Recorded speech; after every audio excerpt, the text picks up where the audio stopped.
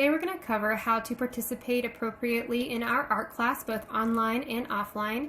So we talked about our class norms during our last class. We sort of figured out what is going to work for us, what doesn't work in a Zoom call. And I do want to specifically talk about what that independent time looks like and how our class will normally be structured.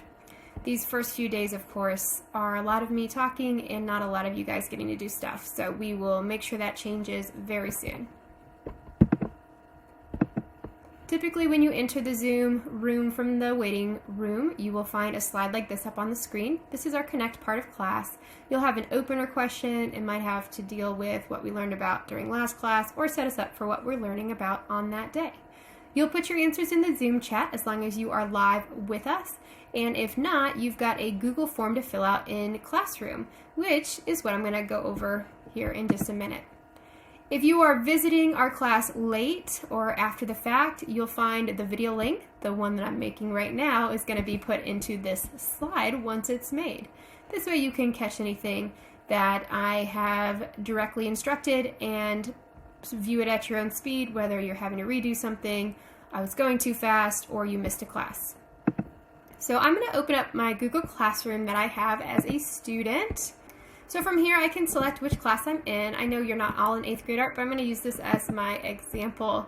My poor 8th grade art section 1 is definitely, or has been, our guinea pigs for pretty much all this technology stuff. So that's how it goes. So thank you to my section 1 8th grade class. Special shout out to you all. You'll find on our stream at the top, pinned up here, is the dates and time of your class. I'll post other announcements on here, so I've got how to set up a Zoom profile. We talked about students having some issues with seeing a picture when you turn your camera off. You do need to post a profile picture of yourself, like of your face, so we can tell, I can tell who I'm talking to. It's a lot for me to just remember a name and like put a face to it when I haven't, for some of you, I've never met you in person. So please, please, please take a look through this if you're having trouble. If this doesn't work, reach out to me and I'll see if there's something else we need to do. I've checked all the settings from my end, so at this point I need you all to check your settings too. So there's a way to do this on the Zoom app and then a separate way to do this on the Zoom website. So it's like two different interfaces. And most likely what's happening is when you go to a Zoom meeting, you may not be technically logged in fully with your school email account. So I think that's probably what's going on, but we'll find out. From here, we have our classwork section. So this is going to be where you'll find your assignments, things you missed, and so on. So for example, this first one here from our first day, if you click on it, you'll find the slideshow and the video from that class. So if you missed class, you want to see that, or if I went too fast, or you need to look at examples when we're actually making art, which is the whole point of class, I know. It's like, come on, get over the talking part already, Mrs. Meyer. This is necessary. All right, so you can go back through a slideshow, you can watch the video again, and you will be responsible if you weren't here, of course, for opening those, for answering those opener questions. All right, coming back here. So if you missed the class, and really only if you missed the class, you'll fill out the missed Zoom form. You can see it says, if you missed the Zoom call, complete this form so I know you are part of our class. Your little blurb might say something different. So when I click on it, you can see your email address is listed here. In future forms, I have you write your name and click on your section. So you just want to make sure you're doing those things so you get credit. You'll answer that opener. So you won't know what a street artist name is unless you looked at our slideshow. So you need to watch, here it says start by watching day 1 slideshow and video right here. Okay, right? Then you'll know what all of the rest of this is talking about. And you can then answer the simple questions, and that gives you credit for the class. Another great resource that you all have access to and that I will integrate into our lessons starting next week is my class website. This is something I use in my actual classroom at Rittner Middle because we are a choice-based class, which means I have students typically who are working with clay while another student's sewing a pillow, someone else is doing a fabric dyeing experiment, someone else is building a cardboard sculpture, and another student's working on a stop motion animation. This typically happens all at the same time, so this website gets used to break that all down, and if I'm busy helping a kid with clay, someone else can grab an iPad and can click on one of our categories and learn or watch a video so they can figure out what they're doing, even if I am busy working with clay. So for our sake, I have created a whole new tab that says distance learning, and you'll see some things are broken down from our lessons. Next week you will be exploring the studio habits of mind, and we've got websites here and videos here that you have access to. If you are also just looking for additional art help, you'll find videos that I've made and that I've just pulled from other people that are really good, and you can click on items and find videos to watch or websites to visit. So this is another great resource that you all can use. So what are your goals for your time in art class? We are going to organize our thoughts today using an online program called Padlet. It's very similar to Jamboard, but a little bit more organized. So I'll put the link in the chat box, or you can just type padlet.com into your browser. If you've logged in before for another class, you've done this before, you can click on that login option. Most of you will need to sign up. Pretty easy. It's a free program. You will sign up with your school account, so you'll click the one in the middle, sign up with Google, and then you will go ahead and put that account in. So I'll use my student account here. I've already got it connected, but you'll put in your password just like before, and then you'll click on Join a Padlet. It'll ask for you to paste the URL. So I'm going to go ahead and give that to you. So you can either put that URL from the chat box in the Paste Padlet URL, or you can just click on it and you'll be able to log on. And here's our Padlet board. So I'll give you all a second to figure that out, and of course I will help you as needed. But now when you add, maybe you really want to get better at realistic drawing, maybe specifically faces, I can click on this image search.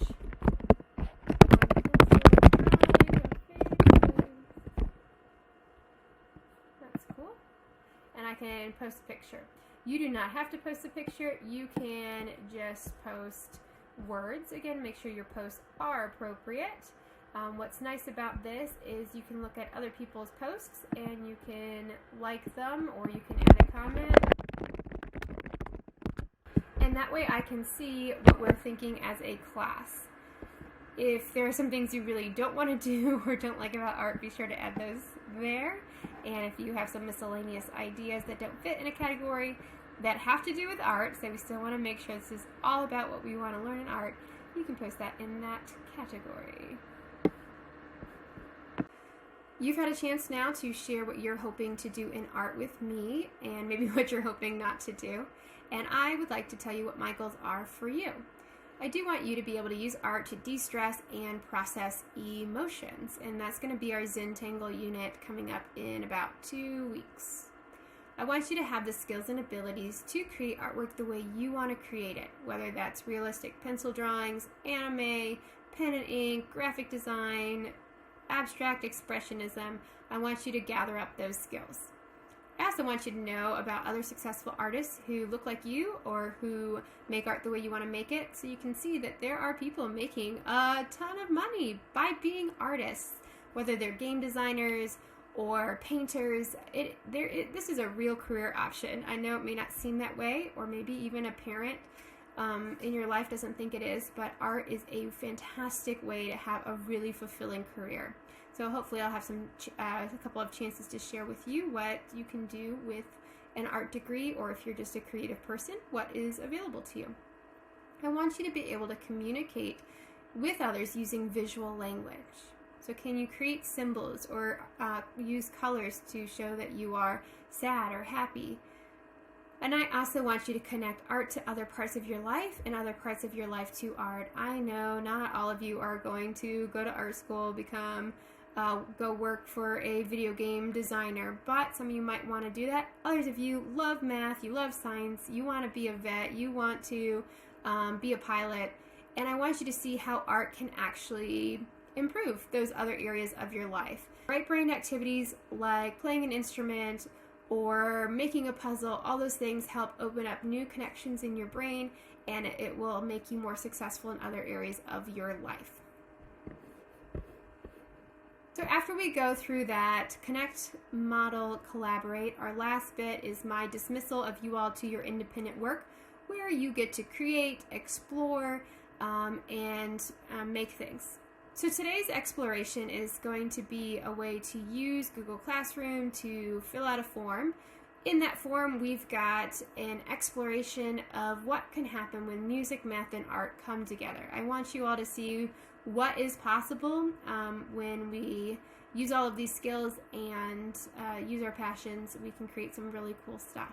So you're going to go to Google Classroom and complete your first official form, and it's going to feature the music of OK Go.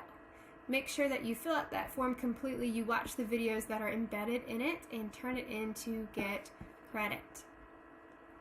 When you open up your Google Classroom, you will find Week 1, Lesson 3, OK Go, the form. You'll click on it. This will bring you to what the form looks like. You should find your email up at the top. It's going to ask for your first and last name and your section, so you'll see your grade. And then whether you're Monday, Tuesday, Thursday, or Monday, Wednesday, Friday group, make sure you select the right one so I can get you credit. You cannot answer these questions without first watching the video. If for some reason YouTube is not working for you or the link's not working, let me know right away. I've been told that as long as YouTube is placed in Google Classroom or in a form, you should have access to it. I don't know if you have access to all of YouTube, though I suspect you do. You do need to make sure you watch the video before you answer the questions. Every question is required, and you do need to watch that second video, otherwise you won't be able to answer those. Next week we'll start our Studio Habits Aligned, so you'll get a chance to experiment with how artists think and how you can practice those skills to think like an artist so you can be more successful. We'll have much more art-based material next week. I know this week again was mostly intro, and you'll get a chance to explore and build and create and hopefully be inspired to have a really successful quarter.